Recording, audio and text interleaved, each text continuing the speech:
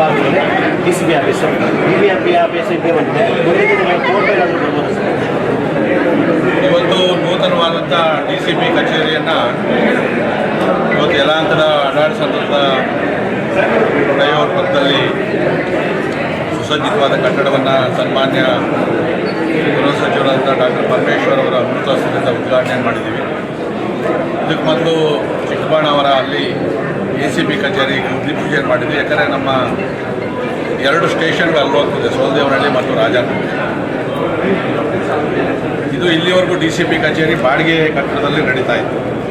ಇವತ್ತು ಸ್ವಂತ ಜಾಗ ಮತ್ತು ಸ್ವಂತ ಕಟ್ಟಡ ಮತ್ತು ಭಾಳ ಪ್ರಮುಖವಾಗಿ ಯಲಹಂಕ ಕೇಂದ್ರ ಸ್ಥಾನ ಆಗಿರೋದ್ರಿಂದ ಎಲ್ಲ ಸ್ಟೇಷನ್ಗಳು ಕೂಡ ಇದು ಹತ್ರನೂ ಆಗ್ತದೆ ಮತ್ತು ಮುಖ್ಯ ರಸ್ತೆ ಪಕ್ಕದಲ್ಲಿರೋದ ಜನಗಳಿಗೆ ಹೋಗಿ ಬರೋದಕ್ಕೂ ಕೂಡ ಅನುಕೂಲ ಆಗೋ ದೃಷ್ಟಿಯಿಂದ ಇದನ್ನು ಕೊಟ್ಟಿರೋದು. ಹಿಂದೆ ಇದು ಮಿನಿ ವಿಧಾನಸೌಧಕ್ಕೆ ಜಾಗ ಮೀಸಲಿಟ್ಟಿದ್ವಿ ನಾವು. ಆಗಲೂ ಜಾಗ ಸಿಕ್ಕ ಮೇಲೆ ಇದನ್ನು DCP ಕಚೇರಿಗೆ ಅಂತೇಳಿ ಸರ್ಕಾರದಿಂದ ವರ್ಗಾಯಿಸಿದ್ವಿ. ನೀವು ಹೇಳಿದಾಗೆ ಕೋರ್ಟ್ದು ಈಗಾಗಲೇ KHP ಬಿಲ್ಡಿಂಗಲ್ಲಿ ಬಂದು ನೋಡ್ಕೊಂಡೆಲ್ಲ ಹೋಗಿದ್ರು. KR ಪುರಂ ಮತ್ತು ಯಲಹಂಕ ಮಾಡಬೇಕು ಅಂತೇಳಿ ಡಿಸ್ಟ್ರಿಕ್ಟ್ ಜಡ್ಜಿಗಳು ಕೂಡ ಬಂದು ಅದಕ್ಕೆ ಪ್ರಸ್ತಾವನೆಯನ್ನು ಕೊಟ್ಟಿದ್ರು.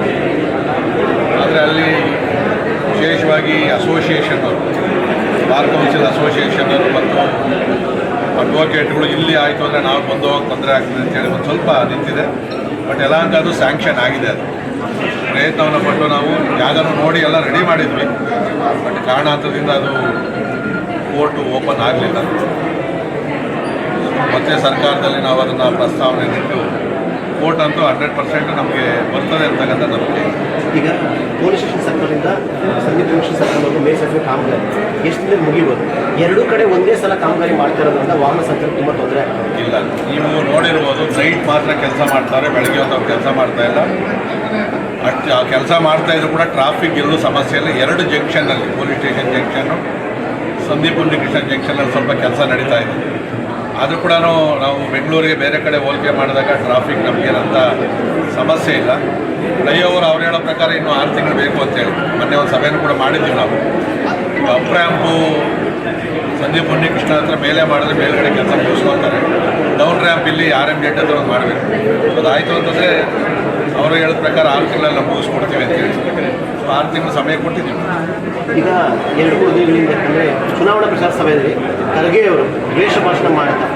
ಈಗ ರಾಜ್ಯದಲ್ಲಿ ದ್ವೇಷ ಭಾಷಣ ಮಾಡಬಾರ್ದು ಕಾನೂನು ಬೇರೆ ತರ್ತಾರೆ. ಮತ್ತು ಖರ್ಗೆ ಅವರೇ ಪಕ್ಷದ ಏನೋ AICC ಅಧ್ಯಕ್ಷರೇ ನಾವು ಚೇಳು ಬಂದಾಗ ಕೋರ್ಟ್ ತಗೊಂಡು ಹೊಡೀರಿ, ಆ ಥರದಲ್ಲಿ RSSನವ್ರನ್ನ BJPಯವ್ರನ್ನ ಹೊಡೀರಿ ಅಂತ ಹೇಳ್ತಾರೆ. ಎಷ್ಟು ಮಟ್ಟಿಗೆ ಸರಿ ಸರ್?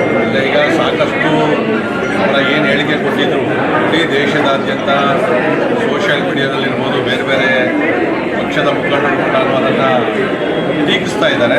ಮತ್ತು ಅವರು ಆ ಮಾತನ್ನು ಆಡಬಾರ್ದಾಗಿತ್ತು. ಯಾಕಂದರೆ ದ್ವೇಷದ ಭಾಷಣವನ್ನೇ ಅವ್ರು ಮಾಡಿರ್ತಕ್ಕಂಥದ್ದು. ಒಂದು ಅಲ್ಪಸಂಖ್ಯಾತ ಸಮುದಾಯ ಇರ್ತಕ್ಕಂಥ ಒಂದು ಜಾಗದಲ್ಲಿ ಹೋಗಿ ಪ್ರಚೋದನೆ ಕೊಡ್ತಕ್ಕಂಥ ಕೆಲಸವ್ರು ಮಾಡೋರೆ. ಬಹುಶಃ ವಯಸ್ಸಿನ ಕಾರಣವೋ ಇಲ್ಲ ಅವ್ರ ಸ್ವಭಾವವೋ ಏನೋ ಗೊತ್ತಿಲ್ಲ.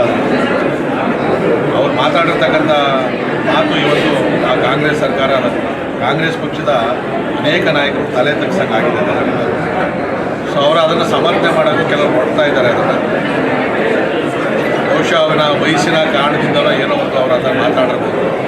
ಮತ್ತು ಗುಜರಾತ್ ಅವರು ಅನಕ್ಷರಸ್ಥರು ಅಂತ ಹೇಳಿದ್ರು, ತಿರ್ಗಿ ಅದು ಕ್ಷಮಾಪಣೆ ಅಂತ ಹೇಳಿದ್ರು.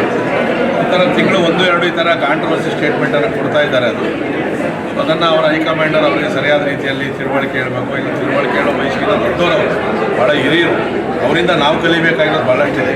ಆದರೆ ಈ ಸಂದರ್ಭದಲ್ಲಿ ಅವ್ರು ಏನು ಮಾತಾಡ್ತಾ ಇದ್ದಾರೆ ಅದು ಜನ ಮುಖುವಂಥ ಮಾತಲ್ಲ. ಎಲ್ಲೋ ಒಂದು ಕಡೆ ಇದನ್ನು BJP ಎನ್ಕ್ಯಾಶ್ ಮಾಡ್ಕೊಳ್ಳಿಕ್ಕೆ ವಿಫಲ ಆಗ್ತಾ ಇದೆಯಾ? ಪ್ರತಿಭಟನೆಗಳು ಅಂತ ಬಂದಷ್ಟು BJP ಸ್ಟ್ರಾಂಗ್ ಆಗಿ ಪ್ರತಿಭಟನೆ ಮಾಡ್ತಾರೆ. ದಿನ ಒಂದೊಂದು ಅವರು ಆ ಥರ ಕೊಡ್ತಾರೆ. 2 ಸರಿ ಪ್ರತಿಭಟನೆ ಮಾಡ್ತೀವಿ.